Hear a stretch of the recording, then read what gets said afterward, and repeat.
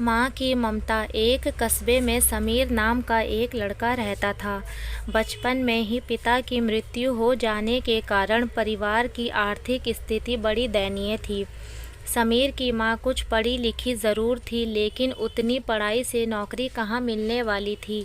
सो घर घर बर्तन मांजकर और सिलाई बुनाई का काम करके किसी तरह अपने बच्चे को पढ़ा लिखा रही थी।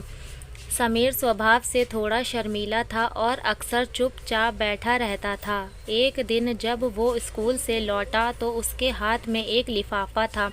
उसने माँ को लिफाफा पकड़ाते हुए कहा, माँ, मास्टर साहब ने तुम्हारे लिए यह चिट्ठी भेजी है, ज़रा देखो तो इसमें क्या लिखा है। माँ ने मन ही मन चिट्ठी पढ़ी और मुस्कुरा कर बोली, बेटा, इसमें लिखा है कि आपका बेटा काफ़ी होशियार है। इस स्कूल के बाकी बच्चों की तुलना में इसका दिमाग बहुत तेज़ है और हमारे पास इसे पढ़ाने लायक शिक्षक नहीं हैं। इसे कल से आप किसी स्कूल में भेजें। यह बात सुनकर समीर को स्कूल ना जा सकने का दुख तो हुआ, पर साथ ही उसका मन आत्मविश्वास से भर गया। वो कुछ खास है और उसकी बुद्धि तीव्र है। माँ ने उसका दाखिला एक अन्य स्कूल में करा दिया। समीर के लिए ये बहुत बड़ा आघात था। वह बिलख बिलख कर रो पड़ा। तब अपनी माँ के बिना वे कैसे जिएगा। रोते रोते अपनी माँ की पुरानी अलमारी खोली और हाथ में उनकी माला, चश्मा और अन्य वस्तुएं लेकर चूमने लगा।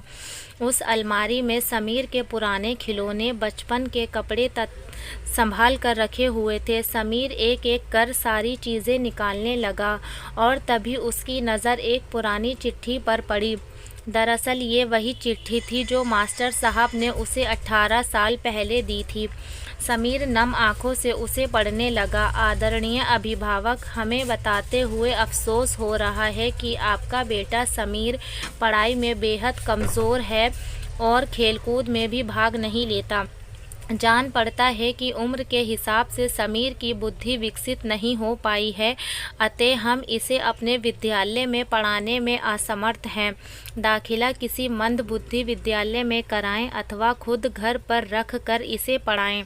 सादर प्रिंसिपल। समीर जानता था कि भले अब उसकी माँ इस दुनिया में नहीं रही, पर वो जहाँ भी रहे उसकी ममता, उनका आशीर्वाद सदा उस पर बना रहेगा। दोस्तों, रुडयार्ड किपलिंग ने कहा है, God could not be everywhere and therefore he made mothers. भगवान सभी जगह नहीं हो सकते, इसलिए उसने माएँ बनाई। माँ से बढ़कर त्याग और तपस्या की मूरत भला कौन हो सकता है। हम पढ़ लिख ले, बड़े होकर कुछ बन जाएं, इसके लिए वो चुपचाप ना जाने कितनी कुर्बानियाँ देती हैं। अपनी ज़रूरतें मारकर हमारे शौक़ पूरा करती हैं। यहाँ तक कि संतान बुरा व्यवहार करे तो भी माँ उसका भला ही सोचती है। सचमुच माँ जैसा कोई नहीं हो सकता।